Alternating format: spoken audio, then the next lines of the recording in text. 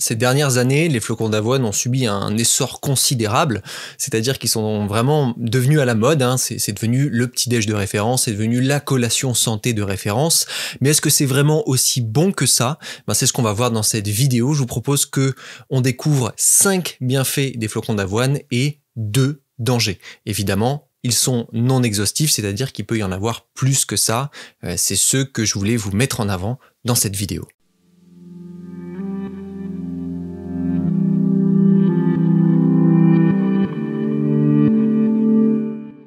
Le premier bienfait des flocons d'avoine, c'est qu'ils sont riches en fibres, mais pas n'importe quelle fibre, notamment en fibres solubles. Les fibres solubles, à l'inverse des fibres insolubles, sont des fibres qui sont moins irritantes pour les intestins et donc qui vont favoriser une meilleure santé intestinale, notamment un meilleur transit intestinal.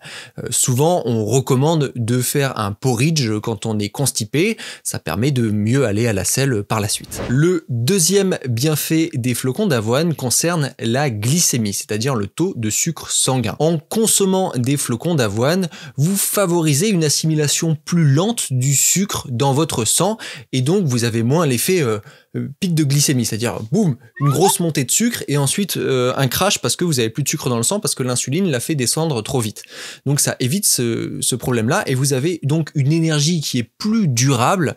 C'est beaucoup plus intéressant en ce sens-là. Et grâce aux fibres solubles que contiennent les flocons d'avoine, vous allez avoir une meilleure gestion de votre taux de sucre sanguin et donc une meilleure énergie, une énergie plus progressive. Le troisième bienfait des flocons d'avoine concerne encore leur intérêt au niveau des fibres parce que ça va avoir un impact sur la perte de poids. Si jamais vous cherchez à perdre du poids ou si jamais vous cherchez à avoir une meilleure relation avec votre alimentation, grâce à la présence de flocons d'avoine et des fibres des flocons d'avoine, vous allez vous sentir plus rassasié. Vous allez avoir, comme je vous le disais, une énergie qui va plus durer dans le temps. Vous allez avoir moins de fringales, moins envie de manger et donc ça favorise une perte de poids et une régulation, un maintien d'un poids idéal. Le quatrième bienfait des flocons d'avoine, ça va concerner cette fois-ci leur intérêt nutritionnel. D'abord, en termes de vitamines, les flocons d'avoine contiennent notamment une bonne proportion de vitamines du groupe B, qui sont des vitamines qui sont très utiles pour ce qui est du maintien de l'énergie dans le corps, mais aussi pour le bon fonctionnement du système nerveux. Et ensuite, vous avez aussi pas mal de minéraux, et ça c'est très intéressant. On retrouve des minéraux comme le manganèse en grande quantité, vous avez également du sélénium, vous avez également du fer, vous avez également du magnésium qui est super important pour ce qui est de la fonction musculaire et du fonctionnement du système nerveux. Vous avez également du zinc qui est extrêmement important pour le fonctionnement du système immunitaire. Mais attention, petit point, ça reste des flocons d'avoine. Les flocons d'avoine, ça pousse pas comme ça dans les champs, hein. Il n'y a pas des champs de flocons d'avoine. Donc évidemment que c'est un produit transformé. Donc comment on obtient des flocons d'avoine? Eh bien d'abord, on va les faire cuire à la vapeur, puis on va les écraser pour leur donner cette forme plate, puisqu'ils ont été ramollis par la cuisson à la vapeur. Ensuite, on va les faire sécher dans cette forme-là. Donc, le fait qu'il y ait une cuisson, à la vapeur, c'est cool, parce qu'on maintient mieux les nutriments, il y a moins de pertes.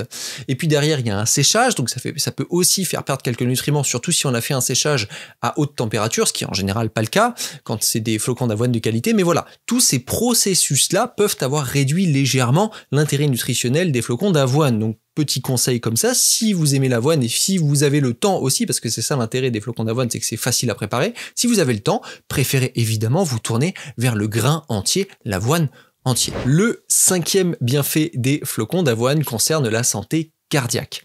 Les flocons d'avoine sont intéressants pour réduire le risque de maladies cardiovasculaires notamment. Je vais vous mettre dans la description une étude qui justement montre cet intérêt-là. Il y a aussi plein d'autres bienfaits qui sont mentionnés dans l'étude, donc si ça vous intéresse d'aller un petit peu plus loin, n'hésitez pas à aller voir cette étude. Mais si les flocons d'avoine ont des bienfaits, ils ont aussi des dangers. Comme toute chose, il y a son pendant négatif.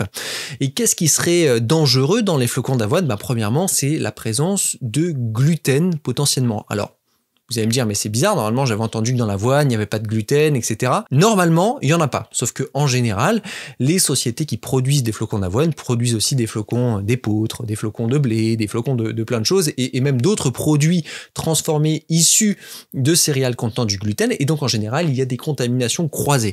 Donc si vous avez une maladie cœliaque, ou si vous avez une intolérance forte au gluten, alors dans ces cas-là, il faudrait considérer plutôt vous tourner vers de l'avoine sans gluten. Personnellement, c'est le choix que je fais. J'ai aucun problème avec le gluten, j'essaie juste de réduire mon exposition à cette protéine, qui est une protéine qui est pro-inflammatoire.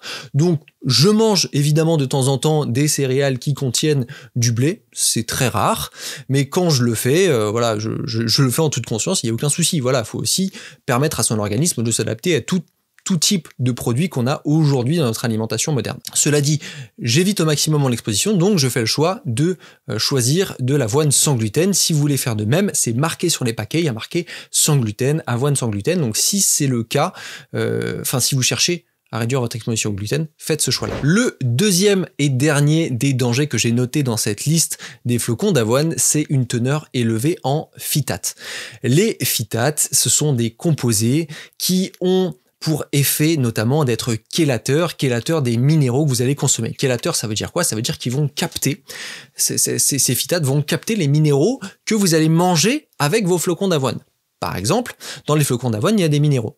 Mais si vous mangez avec, je sais pas, je vais dire une courge qui contient également des minéraux, eh bien le fait d'avoir les deux dans votre bouche, eh bien les phytates en présence dans les flocons d'avoine vont avoir tendance à capter les minéraux en présence dans le repas que vous avez, et donc vous allez moins bien les assimiler, voire pas les assimiler du tout, ceux qui auront été captés. Ça, c'est le problème des phytates, et on en a de plus en plus dans notre alimentation parce qu'on mange de plus en plus de céréales aujourd'hui. Les céréales, les légumineuses également, mais sont riches en phytates et notamment en acide phytique. L'acide phytique fait partie des phytates. Plus on consomme de phytates, moins on assimile nos minéraux et donc plus c'est problématique. On peut cependant réduire la présence de phytates, notamment en activant la phytase. La phytase, c'est l'enzyme qui dégrade l'acide phytique et les phytates. Et comment on peut faire ça? Eh bien, on peut le faire via le trempage. Je vous en avais déjà parlé dans pas mal de mes vidéos, mais je vous invite à faire tremper vos céréales avant de les préparer. Et c'est pareil pour les flocons d'avoine. Alors certes, c'est moins intéressant, c'est moins bon parce que c'est un peu plus flotteux. D'ailleurs, je vous avais parlé du fait que je faisais de temps en temps ce que j'appelle un muesli. Muesli en anglais, ça veut dire tout gluant, voilà, je sais pas comment expliquer, j'ai pas le terme en français. Mais ça veut dire ça. Et en fait, je faisais un muesli à partir d'avoine trempée, donc muesli. Voilà, donc c'était le muesli. Et donc si vous voulez également tester le muesli, vous pouvez le faire. Vous faites simplement tremper vos flocons d'avoine pendant une nuit, par exemple. Le matin, vous les rincez et puis vous préparez votre petit muesli qui sera humide, hein, forcément, muesli. Et donc vous aurez votre muesli. Vous pouvez ajouter avec ça ce que vous aimez bien, des petites baies de goji, des petits fruits frais de saison, et puis vous verrez, c'est très très bon. Maintenant, est-ce que vous devez faire tremper ou pas vos flocons d'avoine? C'est à vous de choisir, mais si vous consommez de manière générale pas mal de produits qui contiennent des céréales, des légumineuses, etc., alors dans ces cas-là, peut-être que ça peut être intéressant de réduire le taux d'acide phytique en présence, de phytate en présence. Si c'est pas le cas, continuez à consommer vos flocons d'avoine de la même manière, mais sachez que ça peut impacter votre assimilation des minéraux. Voilà la Feel Good Family, j'espère que cette vidéo vous aura plu. Si vous avez des questions sur les flocons d'avoine, posez-les-moi dans les commentaires. Dites-moi si vous en consommez, comment vous les consommez. Ça m'intéresse, on pourra en discuter. Moi d'ici là, je vous dis à la prochaine et prenez soin de vous.